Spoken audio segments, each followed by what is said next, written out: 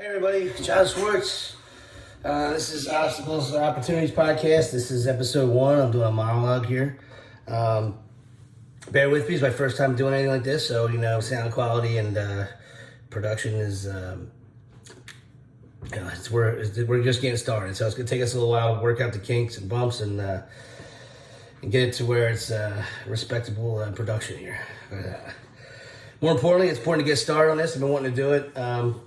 And thanks to the pandemic, I was able to save some time driving back and forth to work and working from home. So it's gave me the opportunity to have more time to get started on projects like this that I wanted to do for a long time. So hopefully you guys can find some value in it and you enjoy it. And hopefully it can help make your business life a little easier and better. And at the end of this one, I'm gonna finish with a funny real estate story that you'll probably enjoy. So.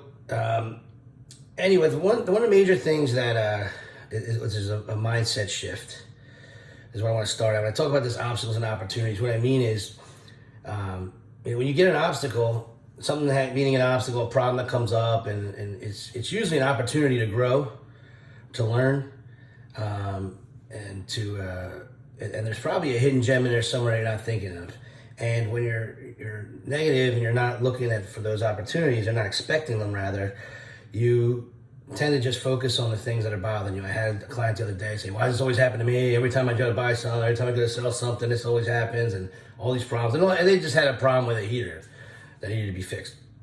And you can't find a solution. I don't care who you are when you're just constantly focused on the bad. It's sad because sometimes it's something you can tell people till they're blue in the face, till they understand themselves, they're not going to get it. I grew up in my life, I was like that when I was young, when I was a teen. I moved out young, lived on my own, and I was super negative about everything. I always felt like I didn't have enough money coming in to pay my bills, and then there was problems breaking in the house, and I always focused on that stuff. I started listening to some personal development books on tape that really kind of helped me shift my mindset. And I heard a line before, I don't remember who said it, but life's happening for you, not to you. And if you just look at it that way, and you just have that mindset, like, this is happening for me, not to me. So when something looks like it's bad, there's something there. I mean, there's something else there. Like, so you could be getting a divorce, which feels horrible, and then meet the woman of your dreams right afterwards. But you won't find her if you're negative. If you think like, all right, this is happening for me, this is a learning experience, there's something here to learn from this. That little mindset shift changes everything. And imagine every phone call coming in is an opportunity.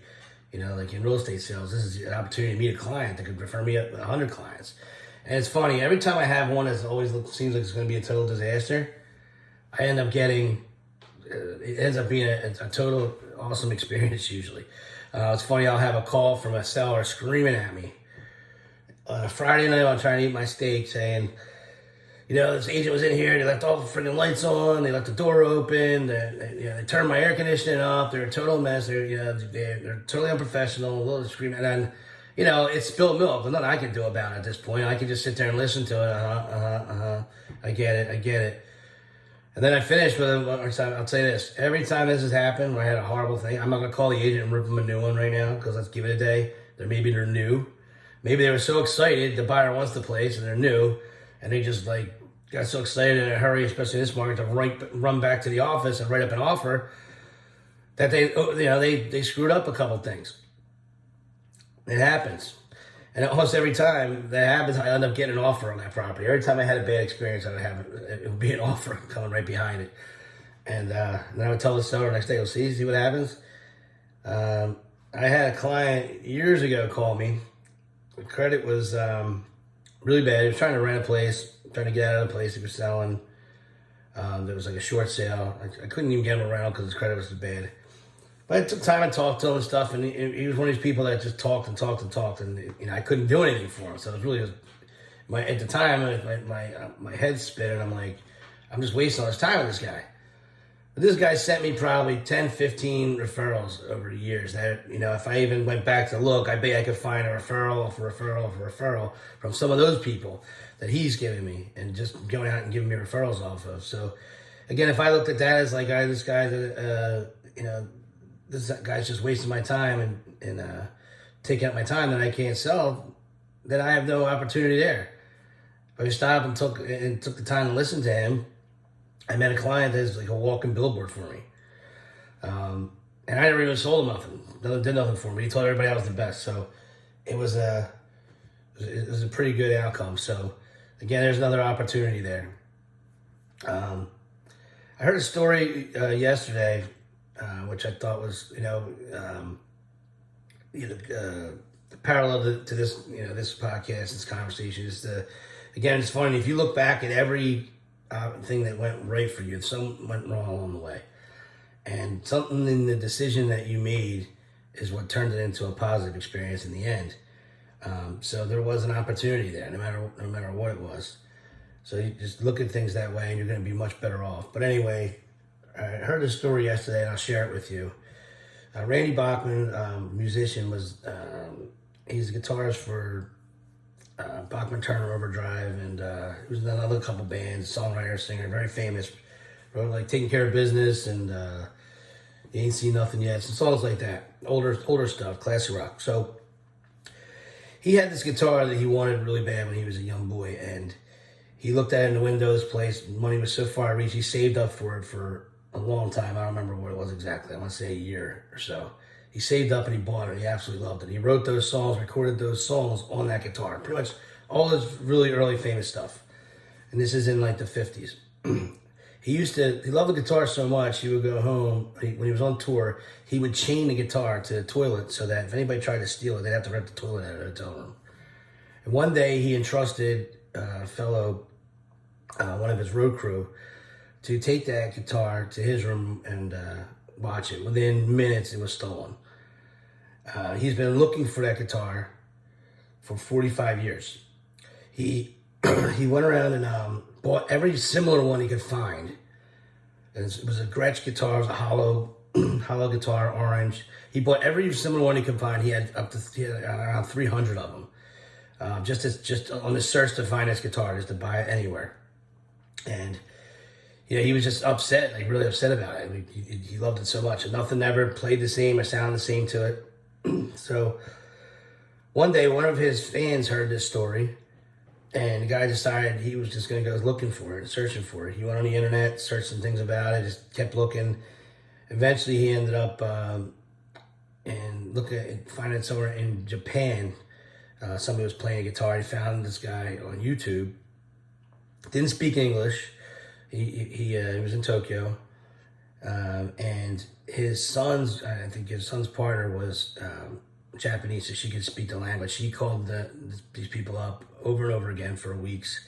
Finally, they got a call back, and the guy told him that he had the guitar. His name was, I forget what his name was, Teneski, I think, or something like that. Really famous in Japan, musician, again. He's been on YouTube playing all this stuff, and he tracked it down, and he got pictures of it and stuff like that, described it. And he looked up Randy Bachman's son, because they're playing father-son stuff together now. And he was able to find him, figured it'd be easier to find him than it would be to find Randy, because he's famous. And the son got back to him within like 30 minutes. This is how bad he wanted his guitar. And he described it to him, and he said, yeah, that's the guitar. And he couldn't believe it. And the fan went and put all this. The fan looked for weeks and weeks, and a couple hours a day spent doing it. And then he reached out. He reached out to this artist in Japan, and they had a conversation. And he said, "Yeah, that's the guitar." He couldn't believe it, so he said, "Can I buy it off?" He said, "No." I said, "I want you." He said, "I want you to just trade me a sister guitar for something just like it." He had one that was like, because he has 300 of these Gretsch guitars now, which the company at this point is out of business.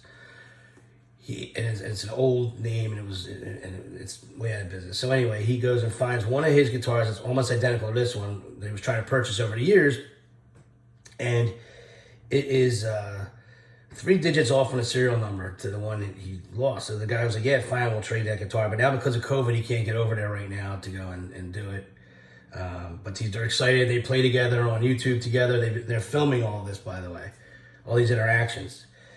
And he's like so excited. He's like, "I'm going to fall on my knees crying when I finally have it in my hands." He's been looking for it for 45 years. And But because of COVID travel restrictions, he couldn't get there yet. So they're in the process of that exchange of those guitars. And he's going to get that guitar back for 45 years. Cool part of the story, right? So he shares that, and in the meantime, the founder of one of the family members of the original company, Gretsch, that was out of business at this point, hearing about him searching over these years, had reached out to him because there was some litigation in the family. There was a divorce or something, and they couldn't make the guitars. The family couldn't make their own guitars, for reasons unknown exactly, but. They didn't have the legal rights to make the Gretsch guitar because there was a divorce or something through the family. But so this guy got the rights back, called Randy up and asked him, he said, listen, we got the rights to make these guitars again, but our factory burned down and all the templates were in there. We have no templates. I have no idea where to get started. I have the rights to build them again. He said, do you think you could lend me some of your guitars and I'll copy them and make copies of them? And we'll build new guitars on those. So he does that. He lends them like 5 at a time, and they're making Gretsch guitars again. The company's back in business. They have a factory in Japan. They have a factory in the States. I think down south, Atlanta, I think, or something. And they're building these guitars again, all over this story. So talk about an obstacle to an opportunity, right? I'm sure he probably has some kind of interest in those guitars as well, financially. And it's doing well. But so then Netflix heard this story, and now they're going to do a Netflix special about a documentary series about other musicians that have lost their guitars and things like that. I have to try to locate them. So talk about all this, something that was imagine if this never happened. He just still has the guitar. So the stolen baby that has been missing led to this amazing story, and then the amazing resurrection of this exceptional guitar company, and now a TV series. And just more popularity and notoriety from around the world for this. So again, it's how you look at things, right? And again, what if that obstacle doesn't happen, these opportunities don't exist. So that's it. Again, this is my first one. Again, thank you for hanging by and stumbling across. So I'm gonna give you a funny real estate story now about some of my family actually. So my father was a good businessman, real smart, sharp. Tough as nails, though. I mean, really, kind of tough to deal with growing up. He was very smart, very on the ball. Didn't realize that most people weren't like that, especially 18-year-old kids like myself. So I worked for him in the supermarket business. And when I went to get my real estate license, he's like, I told him, I got this $500,000 listing. He's like, yeah, talk to me when you sell a house and close it. It was that kind of relationship. Which I did. It fueled me though, because I sold, my second year 100 houses. My second year in the business. First year I sold probably 30 or 40 in half a year. But anyway, he decided he wants to buy a house in Jersey now. He wants to move out here. He loves the area. First off, he didn't like me moving out here. He told me he didn't like it at all. It was a bad move, all stuff. So I helped get him an agent to sell his house in PA. A friend of mine, Rob Wolf, another agent in the system in Remax that we dealt with at the time, sold my dad's house for him. And I'm sure my dad gave him, it was a delight to do this on that one. But Rob was a perfect guy to handle him. So anyway, and that's part of one of the assets, probably because he was so tough on me, is what made me be good at what I'm selling. Because when I had a hard time and somebody would try to yell at me or give me a hard time about something as I was learning, I'm like, listen, this don't bother me one bit. None of these could be as tough on me as my father, so it doesn't matter. Anyway, he decides he wants to move over here, and my dad's a funny guy. He likes his likes his cocktails, like the golf, like the gamble. Very successful himself, investing and stuff. Very disciplined, but he likes to have his fun too. So I'm over here. We're showing him houses. Showing one, he doesn't get it. Doesn't win the offer. They lose the house, and now again I'm like super criticizing myself because I put the offer in. Another agent beat me out on it. So he keeps going like 10,000 under asking. He's like, I'm 20% down, conventional. perfect credit, all this stuff, and he thinks that he's going to get a little bit of discount. I'm like, look, it doesn't work like that out here right now in this market. This is about 2005. I said, you got to pay at least full price on everything. It's just how it is. So, come across this listing. He's ready to make an offer on it. It was on the market about 30 days, and it was about 10 grand too high. It was like 260 in this neighborhood called Cobblestone Farms over here. And this model, the Embassy Grand model, they usually go for they were going around 260 at the time. I think they went 275.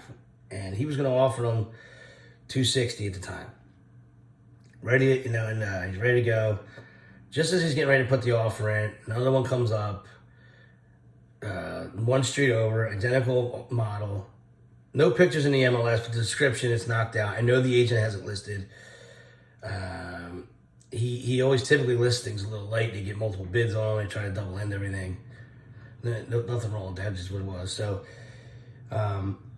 he is puts up for $249.9. So my dad calls me, oh, did you see this other one before? I want to look at this before I put that offer. I said, look, Dad, you're going to have to go overpriced probably on it. Do something you don't feel like doing. I know that. And you're probably going to miss out on it. And then I'm going to get this shit like I don't know what I'm doing and all this stuff, right? So he decides he comes out, looks at it. Now, again, he lives up in Yardley, PA at the time, so he's driving about 40 minutes to come see it. So he said, I said, we got to get in there right away. So he drives down, comes sees it. He's like, hey, tell him I'll put in full price. I'm going to throw in the washer and dryer. Or no, he offered $2 grand over full price. That's right. He went $252 and to throw in the washer, dryer, and fridge. He said, is that a good offer? Now he's puffing his chest down. I'm like, yeah, it is. It is good. Let me see what I can do.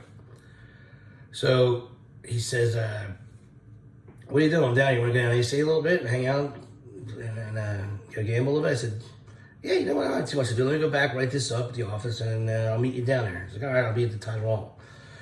So I go back, I write it up, send it to the agent, I call him, I say, hey, listen, I got this offer here. It's $2 grand over. And he's like, oh, good, we just got one. It's a little less.